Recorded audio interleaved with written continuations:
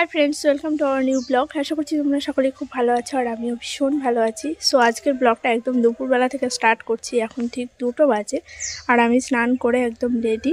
এখন আমি ভাত বসিয়েছি। সকালবেলায় ভাত রান্না করেছিলাম অল্প করে, তো সেটা শেষ হয়ে গেছে আর এখন আমার প্রচণ্ড খিদে পেয়েছে, তাই আমি স্নান সেরে আবার একটু ভাত বসিয়েছি। আর সকালে যা যা রান্না করেছিলাম বল টুটুল গেছিলো স্কুলে, ও আসলো।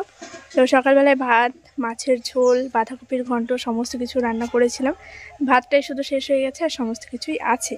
তো ভাতটা গরম গরম করে নিচ্ছি আর ওইটা দিয়ে এখন ভাত খাবো। চুলটা শ্যাম্পু করেছি, তাই ভাবলাম এই ঘরের এই সাইডটা এসে একটু দাঁড়াই, হালকা একটু রোদ আছে এখনও। আর ভাতটা ওইদিকে উতলে গেছে, আর একটু সময় লাগবে, তারপরেই ঘরে চলে যাবো আর খাওয়া দাওয়া করে নেব। তো সকালবেলা থেকে মেশিনের কাজেই বসেছিলাম সারাদিন, ওই জন্য আর ব্লগটা শুরু করা হয়নি। আজকে ওই বাড়িতে যাইনি, আর ওই জন্য ভাবলাম আজকে যতটুকু পারবো মেশিনের কাজ করব। ব্লগটাও সেইভাবে ওই জন্য শ্যুট করতে পারছি না। এই বাড়িতে থাকলে আমি সুন্দর করে ব্লগ শেয়ার করতে পারি, কিন্তু এখানে থাকা মানেই আমি আমার কাজ নিয়েই বেশি ব্যস্ত থাকি, মেশিনের কাজ বাজ, তো সেই জন্য আর ব্লগ শ্যুট করা হয় না। তো এখন এই সাইডের দিকে একটু আসলাম। এখানে এই যে টমেটো গাছ লাগিয়েছিলাম, গাছগুলি না অনেক বড় হয়ে গেছে আর অনেক টমেটোও হয়েছে, তোমাদেরকে ব্যাক ক্যামেরা দেখাবো। আর ওই যে ফুল গাছটা তোমার দাদাভাই বলছে ওইটা ঘরের সামনে করে লাগাবে, কারণ এই সাইডে আমরা তো কখনো দেখতেই পাই না সেইভাবে, তো ওই জন্য ঘরের সামনেটা করে লাগাবো। দেখা যাক ও আজকে এসে যদি একটু সময় পায় তাহলে লাগিয়ে দেবে। আর আমার স্নান করার পর একটু ঠান্ডা ঠান্ডা লাগছিলো, তাই জন্য যে ফুল হাতায় নাইটিটা পরে নিলাম। তো চলো এখন একটু ঘরে যাই, তারপরে একটু বসি, ভাতটা দেখি কত দূর কী হলো। সকালবেলায় যে জামা কাপড় সব ভেজা ছিল এগুলো বের করে দিয়েছি। আর গাছগুলোতে একটু জল দিতে হবে, তবে বিকেলের দিক করে দেবো, এখন আর দেবো না। খাওয়া দাওয়া করবো, একটু রেস্ট নিয়ে আবার মেশিনের কাজে বসবো। আর কি সকাল থেকে কাজ করলাম সবটাই তোমাদের সঙ্গে শেয়ার করব। চলো সঙ্গে থাকো, এখন থেকে একদম রাত পর্যন্ত আমি ব্লগটা কন্টিনিউ করবো। আশা করছি তোমাদের খুব ভালো লাগবে। ভাত উতলে গেছে, আর একটু সময় লাগবে, তারপরেই নামিয়ে নেব।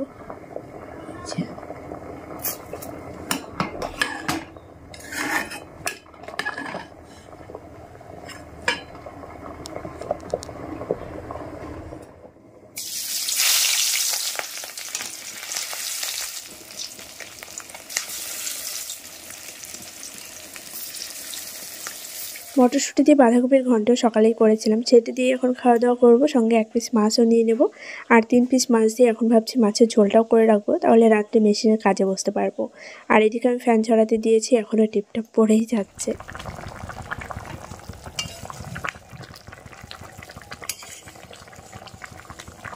এখনও পর্যন্ত রান্নাঘরেই বসে আছি, চুলটা প্রচণ্ড ভেজা। খাওয়া দাওয়া করে একবারে এই ঘর থেকে বেরোবো। ভাতের ফ্যানটা ছড়াতে দিয়েছি, তোমার দাদাভাই ফোন করেছিল, ওর সঙ্গে একটু কথা বলে নিলাম। আর ওইদিকে আমার মাছ ভাজাও হয়ে গেছে, বাঁধাকপির ঘন্ট, গরম ভাত, আর তার সঙ্গে গরম গরম মাছ ভাজা। খুব ভালো লাগবে খেতে। মাছের ঝোলটা আছে কিন্তু সেটা আর খাবো না। ওই দেখো আবার ওইদিকেও ফোন এসছে। চলো এখন ঘরে আমাকে যেতেই হবে, এদিকে ফ্যানটা ঝরতে থাক, আমি গিয়ে ফোনটা রিসিভ করি। দেখি কে ফোন করলো।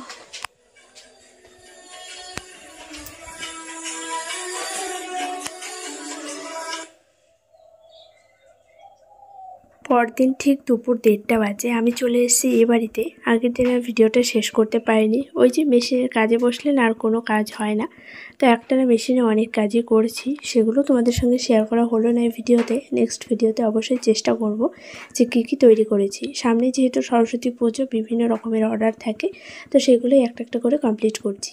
আর ঘরের কাজ কতটুকু হয়েছে তোমাদেরকে একবার দেখিয়ে দিই। এই যে সিঁড়ি দিয়ে ওপরে উঠছি, কী যে ভালো লাগছে, মানে তোমাদেরকে হয়তো সেটা আমি ভাষায় প্রকাশ করতে পারবো না। ওপরের এই যে শানটুকু তো হয়েই গেছে, এটাতে এখন জল দিতে হবে। আর চার ধার দিয়ে একদম কাদামাটি দিয়ে মানে বেড়া টাইপের করে দিতে হবে, যাতে মাঝখানে জলটা ধরে রাখা যায়। আর এই যে সাইডেরটুকু আজকে করেছে, মানে দুদিনে আর কি ঢালাইটা হলো, যেটা সাধারণত হয় না, বা এটা করা ঠিকও না। একদিনে করলে জিনিসটা বেশি ভালো হয়, বাট এই নিয়ে অনেক প্রবলেম হয়ে গেছে, সেগুলো আর আমি সোশ্যাল মিডিয়ায় শেয়ার করছি না। ওইদিকে এই যে মা রান্নার জন্য সব কিছু গোছগাছ করছে, বাবা যে উঠোনে দাঁড়িয়ে আছে একটু হাঁটাহাঁটি করছে, আর আমিও বাইরে দিয়ে একটু হাঁটছিলাম, ভাবলাম তোমাদের সঙ্গে শেয়ার করি। আর কেমন হয়েছে অবশ্যই কিন্তু কমেন্টে জানিও। তো রাত্রিবেলায় আর কি বাড়িতে চলে যাব, সেই টাইমে মা বললো তাহলে এগুলো চল একটু চারিতে হাত দিয়ে করে দিই, না হলে আমি একা একা সকালবেলায় পারবো না। তাই জন্য আবার আমি আর মা চলে আসলাম। দেখো চারিদিকে পুরো অন্ধকার, রাত্রি হয়ে গেছে, তো তবুও করে দিয়ে যাচ্ছি, কারণ সকাল সকাল উঠে আমি রান্নাবান্না বাড়ির কাজকর্ম সেরে তারপরে যদি আসতে পারি আসবো, না হলে আর আসবো না। তো সেই জন্যই আর কি এগুলো রেডি করছিলাম, যে আজকে এগুলো করে দিয়ে গেলে মা হয়তো জলটা দিয়ে দিতে পারবে, বা বাড়িতে ভাই আছে ও দিয়ে দিতে পারবে। কিন্তু অনেকটা এরিয়া যেহেতু একা একা মায়ের খুব অসুবিধা হয়ে যাবে, আর মা তো মানে ব্যথায় নড়তেই পারছে না এখন, কয়েকটা দিন থেকে অনেক পরিশ্রম হয়ে যাচ্ছে, সারা শরীর ওনার ব্যথা। এর আগে পায়ে ব্যথায় কয়েকদিন হাঁটতে পারেনি, ইঞ্জেকশন করা হয়েছিল, তারপরে একটু কমেছে, আবার নতুন করে সেই ব্যথাটা শুরু হয়েছে। পরদিন সকাল থেকে ভিডিওটা আবারও কন্টিনিউ করছি। গতকাল সারাদিন ওই বাড়িতেই ছিলাম, মেশিনের কাজকর্ম করেছি, সারাদিনের ব্লগটা সেভাবে শ্যুট করা হয়নি। রাত্রিতেও মেশিনের কাজ করেছিলাম, ব্লাউজ রেডি করেছি, তোমাদের সঙ্গে শেয়ার করব সেটা পরে। আর ওইদিকে মা এখন রান্না করছে। সকাল সকাল তোমার দাদাভাই আমাকে এখানে নামিয়ে দিয়ে গেল। আজ ওর ছুটি, বুধবার, ভেবেছিলাম একটু পরেই আসবো, রান্নাবান্না করবো, খাওয়া দাওয়া করে দুপুরের দিক করে আসবো, কিন্তু মিস্ত্রি কাজ করছে। ওই যে ঘরের চাল নামানো হলো, এই ঘরটা এই যে যেখানে স্নান করা হয়েছে এখানে তোলা হবে। আর রাত্রেবেলায় বাবার শরীরটা আবার খারাপ হয়ে যায়, সকালবেলায় মা ফোন করে, তো সেই জন্য আরও তোমার দাদাভাই বললো তাহলে এখানে তোমার রান্নাবান্না করতে গেলে অনেকটা লেট হয়ে যাবে, তুমি চলে যাও। আরও আমাকে নামিয়ে দিয়ে চলে গেছে মাঠে, জমিতে আজকে পেঁয়াজকলি ভাঙা হচ্ছে, সেই জায়গায় গেছে। চারিদিকে প্রচণ্ড কুয়াশা, ওইদিকে মা রান্নাবান্না করছে, আর এদিকে যে টুকটাক করে আমার এদিক ওদিক কাজ করতে হচ্ছে। এটার উপর জল বাঁধানো ছিল, যে আগের দিন এখানে দেখো মাটি দিয়ে পুরো চারিদিকটা একদম উঁচু করে দিয়েছি যাতে জলটা ধরে রাখতে পারে। তো জলটা এখন আবার একটু ঝাড় দিয়ে আমি ফেলে দিলাম, নিচে নামিয়ে দিলাম, যাতে ওই ঘরটা এখানে আনতে পারে। এটা আনবে, তারপরে আবার জল দিয়ে দেওয়া হবে। তো বাড়িঘরের অবস্থা এখন খুবই খারাপ, আস্তে আস্তে সব ঠিক হবে। ওই ঘরটা এখানে আনলে ওই জায়গাটা খালি হলে আগামীকাল থেকে আবার ওইখানে মিস্ত্রি কাজ করবে, ওই জন্য আর কি এটা যে আরও 2 দিন লেট করব জল দিয়ে, সেই সময়টা আর হলো না। না হলে ওইদিকে কাজে আমার লেট হয়ে যাচ্ছে, পায়খানা বাথরুমের কাজ শুরু করতে হবে, খুবই সমস্যা হয়ে যাচ্ছে ওই জন্য। আর তোমরাও অনেক অনেক কমেন্ট করেছো, দিদিভাই এটা না এটা করবে, তাহলে অনেক সুবিধা হবে। ইচ্ছে আছে অনেক কিছুই করার, যতটুকু সামর্থ্যের মধ্যে সম্ভব হবে ততটুকুই করব। তবে সব কিছু যদি একবারে করতে পারি তাহলে তো খুবই ভালো সবার জন্যই, কিন্তু জানি না কতদূর কী করতে পারবো, চেষ্টা করব যতটুকু করা যায়। তো চলো কাজকর্ম শেয়ার করি তোমাদের সঙ্গে টুকটাক করে, আর কাজগুলোও দেখি। বাবার শরীরটা অনেকটা খারাপ হয়ে গেছিলো, গতকাল রাত্রেও আবার সেই শ্বাসকষ্ট শুরু হয়ে গেছিলো। মানে এই যে টেনশন না, সত্যি মানে কি বলবো, এইসব নিয়ে কথা বলতেও আর ভালো লাগে না। তো আগামী সোমবার হচ্ছে চেক আপ, সোমবারেই যে মানে ওই ডাক্তারবাবু আসবেন, না হলে এই সারা সপ্তাহের মধ্যে গেলেও আমাদের কোনো লাভ হবে না, সামনের সোমবারেই আমাদেরকে যেতে হবে। তো সেই জন্য ওয়েট করতে হবে সোমবার পর্যন্ত। আর কিছু ওষুধ শেষ হয়ে গেছে, সেগুলো আজকে নিয়ে আসতে হবে। চলো ব্যাক ক্যামেরায় তোমাদেরকে কাজ বাজগুলো একটু দেখাই।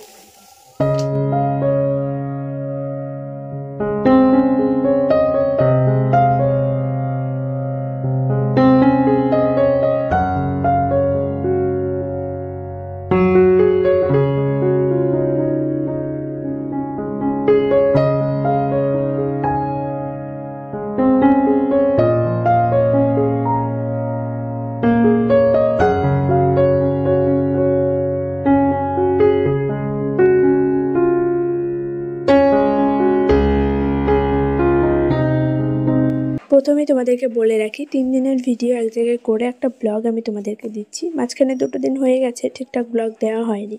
প্রথম দিন ঢালাই হয়েছিল, আর গতকাল এসে চারিধারে কাদা দিয়ে আমি আটকে দিয়েছিলাম যাতে জলটা আটকে রাখা যায়, আর সেই জলটাই আজকে আবার বের করে দিতে হচ্ছে। এর ওপরে ঘরটা আজকেই তুলে দেওয়া হবে, না হলে পরে আর মিস্ত্রি পাওয়া যাবে না, আর ওই জায়গাটা খালি না করতে পারলে আমরা অন্য কোনো কাজ শুরু করতে পারছি না। এবার বাড়ির সবাই বললো তাহলে ঘরটা তুলে দিয়েও জলটা আটকে রাখা যাবে, তো সেই জন্যই আজকে এই ব্যবস্থা। আর এই যে জলটা আমি ফেলে দিচ্ছি, নাহলে জায়গাটা শুকানো যাচ্ছে না, আর এখানে পা দিয়ে আবার হাঁটাচলা করতেও অসুবিধা হয়ে যাচ্ছে। আর ওইদিকে মা রান্নাবান্না করছিল, তাই বাবাকে ভাত খাইয়ে ওষুধটাও খাইয়ে দিলাম। মানে এত কাজের মধ্যেও ওইটা সবার আগে আগে করতে হচ্ছে, কিছুই করার নেই। আজ সকাল থেকে প্রচণ্ড কুয়াশা। এখন 9:30টার ওপরে বাজে, তবুও মনে হচ্ছে যেন সবে সকাল হলো। রোদ কখন উঠবে তার কোনো ঠিক নেই। এদিকে মিস্ত্রি কাকারা চলেও এসেছে, কাজ শুরু হয়ে গেছে। আর মা সবার জন্য এদিকে রান্নাবান্না করছিল। আর একদিকের চালটা খোলা হয়েছে, আরেকদিকের চালটা রয়েছে বারান্দায়। ওই যে ঠাম্মা বসে রয়েছে, আর যেখানে মা রান্নাবান্না সব করছে। কী কী রান্না হয়েছে সেগুলো তোমাদেরকে একবার দেখিয়ে দিই। যে শাক ঘন্ট, যেটা আমার সবথেকে প্রিয় খাবার এই শীতের। এখানে রয়েছে মটর ডাল শিম দিয়ে, আর তার সঙ্গে হয়েছে আলু ফুলকপির তরকারি। আমাদের এই বাড়িতে নিরামিষ চলছে, তো সেই জন্য সব নিরামিষ খাওয়া দাওয়া। না হলে মিস্ত্রি কাকুরা এসে হয়তো মাছ বা অন্য কিছু রান্না হতো। তো এই হচ্ছে ব্যাপার। আর এই যে তোমার দাদাভাইয়ের জন্য বাটিতে তুলে রাখা হলো, ও গেছে মাঠে পেঁয়াজকলি তুলতে। তো আসবে, পরে খাওয়া দাওয়া করবে। আর এদিকে যে ঘরটা এখন টেনে টেনে হানতে হবে। আর তোমরা এর আগে বলেছো দিদিভাই ঘরটা কী করে সরালো। তো এই ঘরটা এইভাবেই আর কি উঁচু করেই সরানো যায়, তার কারণ এটা হচ্ছে রেলিং করা, যেটাকে বলে ক্ল্যাম্প করা। তো ওই জন্য এটাকে উঁচু করে সরানো যায়, মানে খুঁটি পোতা নেই মাটির উপরে, মানে মাটির তলায় আর কি। তো ওই যে সবাই মিলে ধরে উঁচু করতে হয়েছে, কিন্তু অনেকগুলো লোক আমরা ভেতরে। এত অবস্থা খারাপ হয়ে গেছে সবার। আর একটা ঘর কি কম ভারী বলো তো, সেইগুলোকে টেনে টেনে সরানো কি মুখের কথা। ওইখানে অনেক লোক ছিল। আর ওপরের চালটা তো খুলে ফেলাই হয়েছে, তবুও এটা সরানো যে কতটা টাফ, ভিডিওতে খুব ইজি দেখা যাচ্ছে, কিন্তু এটা সরাতে অনেকটা সময় লেগে গেছে। সবার অবস্থা খুব খারাপ। ওই ভাইদের ওই সাইডে মিস্ত্রিরা সব কাজ করছিল, ওনারাও এসেছিলো। তো সবাই মিলে এটাকে ধরে একদম পজিশন করে বসিয়ে দেওয়া হলো। এবার ওইটার ওপরে চাল তোলা হবে, বারান্দা দেওয়া হবে, সাইডে রান্নার ব্যবস্থা করা হবে। সবটাই তোমরা পরে দেখতে পাবে।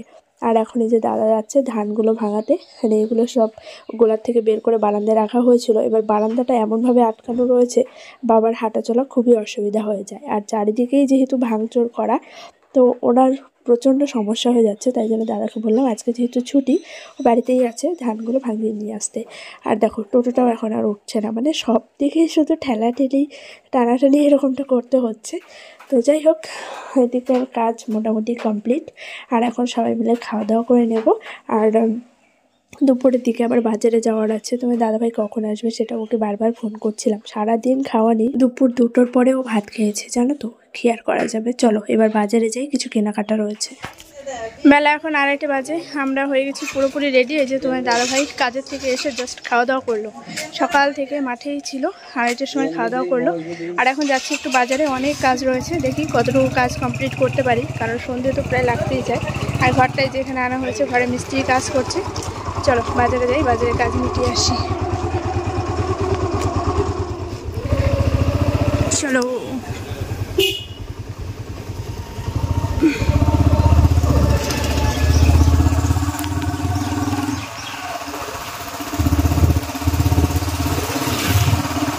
রাস্তা ভিজিয়ে দিয়ে গেল, সারা বছর জল দেওয়ার তালেই আছে, রাস্তা ঠিক বানানো নেই।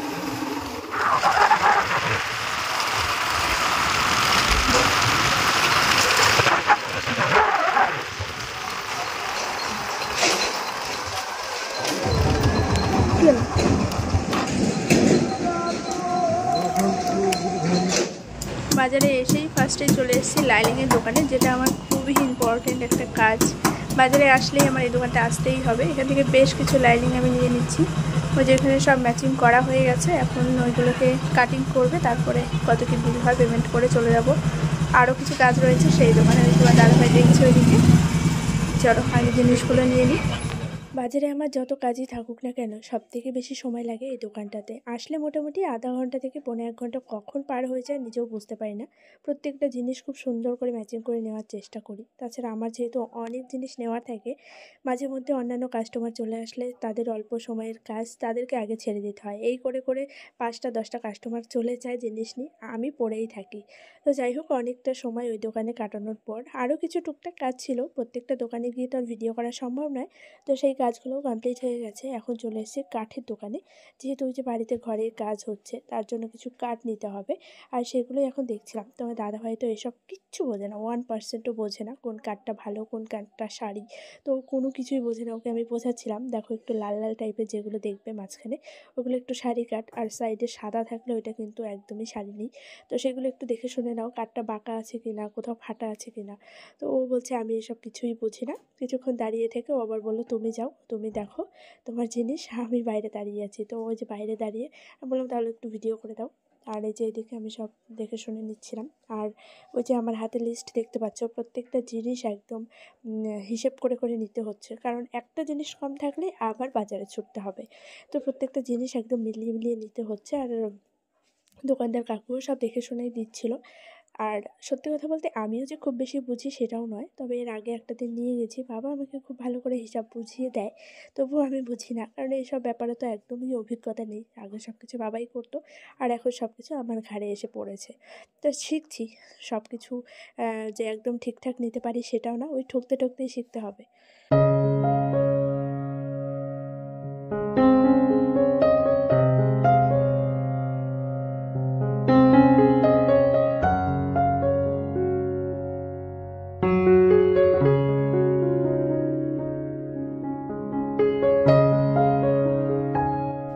কাঠগুলো কেনা হয়ে গেছে, সেখানেও 1 ঘন্টা ওয়েট করছি টোটোর জন্য। কি আর করব, অনেকক্ষণ দাঁড়িয়ে থাকার পর মনে হলো চলো সাইডে একটা রেস্টুরেন্ট আছে, এখানে এসে 1 প্লেট চাউমিন নিয়েছি, দুজনে শেয়ার করে খাচ্ছি। আমি মোটামুটি 4 থেকে 5 চামচ মতো খেয়েছি, তারপর তোমার দাদাভাইকে বললাম তুমিই খাও, আমার আর ভালো লাগছে না। তো কাঠ গাড়িতে তুলে দিয়েছি, এখন চলে যাচ্ছি বাড়িতে। আর যেতে যেতে দেখলাম এই যে এখানে পুজো হচ্ছে। আজকের দিনে যেহেতু রাম মন্দির প্রতিষ্ঠা হয়েছিল, তাই চারিদিকে সব জায়গায় কিন্তু এরকম পুজো হচ্ছে, আর দেখতেও বেশ ভালো লাগলো, চারিদিকটা সুন্দর সাজানো। চলে এসেছি বড়দিদের বাড়িতে, এই যে বড়দিদের দোকানে, এখান থেকে আর কি এই যে টিন নেওয়া হচ্ছে। আর এই হচ্ছে আমাদের গাড়ি, এই যে এখানে কাঠ নিয়ে আসলাম। আর ওই যে জামাইবাবু আর তোমাদের দাদাভাই দেখো এই টিন টেনে টেনে বের করছে, এত চওড়া, বাপরে অবস্থা দেখো।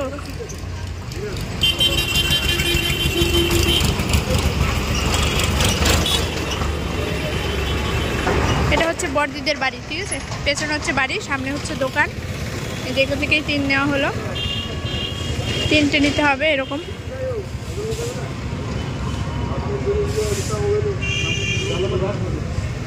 ভেতরে বড়দি বসে আছে, চলো আমি ভেতরে যাই, আমার এখানে থেকে কোনো লাভ নেই।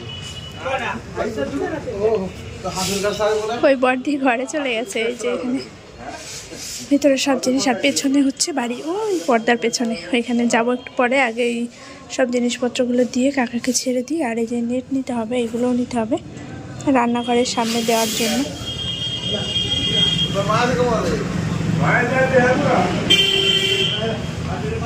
বাজারে আস্তে আস্তে আজকে অনেকটা লেট হয়ে গেছে, আর এসব জিনিস কিনতে গেলে তো অনেক সময়ের প্রয়োজন, তাই দেখে শুনে কিনতে কিনতে আমাদের নিজেদের কাজই অনেক হয়নি। তোমার দাদাভাই চুলটা কাটানোর ছিল, সেটাও আজকে আর হলো না, পরে এসেও নিজের কাজটা করে নিতে পারবে। আর এদিক থেকে এই যে টিন নেওয়া হয়েছে, সেটা গাড়িতে তুলে দেওয়া হয়ে গেল। আর এখান থেকে একটু নেট নিতে হবে রান্নাঘরের জন্য, আরও কিছু ছোট ছোট জিনিস যেগুলো এখান থেকেই নিয়ে নেব। আর এই সব জিনিসগুলো গাড়িতে পাঠিয়ে দিয়ে তারপরে কিছুক্ষণ এখানে আমরা বসেছিলাম বড়দির সঙ্গে, দাদার সঙ্গে একটু কথাবার্তা বলে। এখান থেকে বড়দির মিষ্টি এটা ওটা খেতে দিয়েছিল, সেগুলো খেয়ে তারপর চলে গেছিলাম বাড়িতে। চলো।